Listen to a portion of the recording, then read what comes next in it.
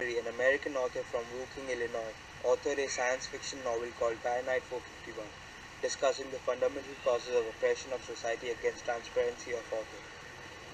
Published in 1953, Fahrenheit 451 was a science fiction novel written by Ray Bradbury in Los Angeles, California.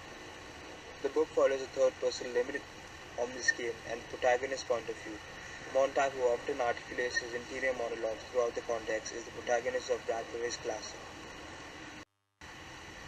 The irony of reality turned out to be predictable, as Fahrenheit 451 itself got banned for discussing the banning of books and for the use of harsh words against the beliefs of the society. The story revolves around the following characters.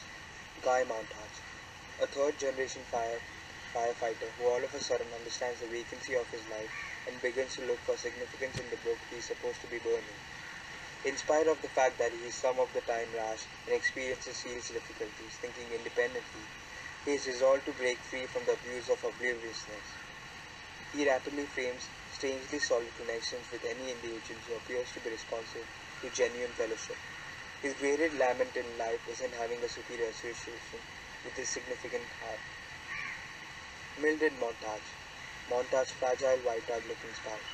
She is fixated on sitting in front of the TV and declines to take part in the honest discussion with her better half about their marriage or her emotions. Her suicide endeavor, which she denies even to recognize, obviously shows that she harbors a lot of torment. Little disapproved and puerile, Mildred does not comprehend her better half and clearly wants to do as Captain Berry, the chief of Montage Fire Department, despite the fact that he is himself amazingly well pursued. Incomprehensibly, he abhors books and individuals who demand to understand them. He is tricky and wicked, thus insightful that he seems to pursue Montage's contemplation. Professor Faber, a resigned English educator whom Montage experienced a year prior to the book opens. Faber still has a couple of valuable books and longs to have more. He promptly concedes that the present condition of society is because of the weakness of individuals like himself, who might not take a stand in a position of book consuming when regardless they could have seized it. He castigates himself for being a defeatist, yet he shows himself equipped for acts that require extraordinary bravery and place him in significant threat. Plot summary. There are three major parts of the story: the hearth and the salamander, the sieve and the sand, and the burning bride. The hearth and the salamander. Guy Montage is a fireman who believes he is content in his activity, which comprises of burning books and the belongings of book creators. Clarice McLean, a high school young lady and his new neighbor, challenges Montague's perspective of bliss. Mildred, Montague's significant other, spends a day engaged in three full dividers of intuitive TV. Back at the fire station, Montague is undermined by the mechanical hound, an automated seeker that can be customized to track any aroma. Montague inquires as to whether in the past firemen anticipated flames, rather than beginning them. Montague is aggravated when an elderly lady, whose neighbor has handed her over, declines to go out as they soak it in the lamp oil. She lights a match herself and burns alongside the house. The sieve and the sand. Faber is alarmed of Montague initially, yet in the long run consents to help Montague in a plan to undermine the fireman. They consent to impart through a modest two-way radio in Montague's ear. Montague powerful Mildred's companion to hear him out a lyric by Matthew Arnold from one of his mystery books. They leave extraordinarily steamed. Montague hands over a book to Berry and is obviously pardoned. All of a sudden an alert comes in. The firemen race to the truck and take off the address given. It's Montague's home. Mildred is the person who brought him in the caution. Betty powers Montague to consume his home with a flamethrower, and afterward reveals to him that will be taken into custody for further judgment. Betty additionally finds the two-way radio and says he'll follow it to the source. At that point, insults Montague until the point when Montague slaughters him with the flamethrower. Presently an outlaw and the protest of an enormous broadcast manhunt, Montague visits Faber. At that point, makes it to the waterway of a couple of ventures in front of the mechanical house. Burning bright. Along some relinquished railroad tracks in the wide open, Montague finds a gathering of old men whom Faber outlined for him. Pariahs from society who were some long time ago scholastic scholars.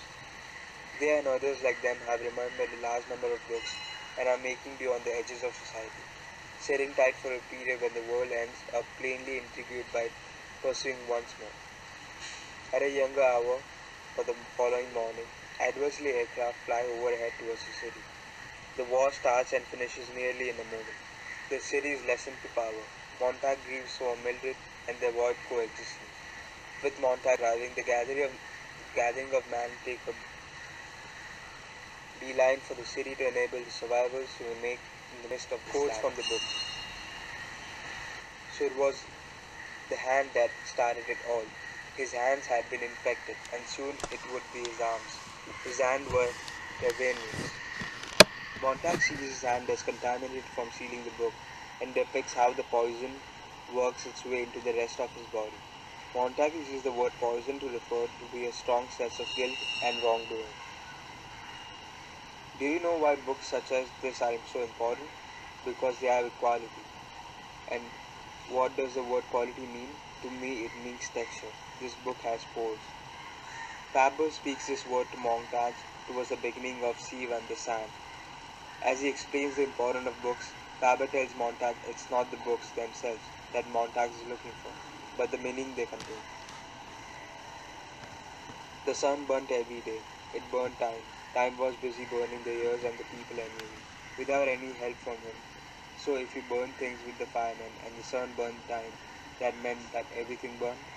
In this passage, Montag muses on the sun as he escapes the city and floats down the river in burning time.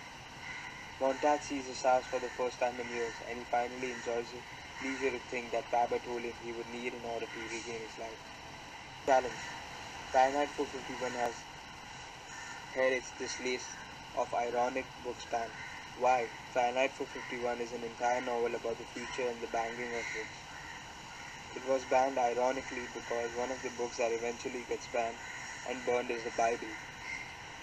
Also, in 1998, Fahrenheit 451 was removed from the curriculum in a Mississippi high school because a parent objected to use of phrase back then. So at last, who can read this book and get some inspiration? Students, writers, examiners, lawmakers, the list continues, but the inspiration doesn't.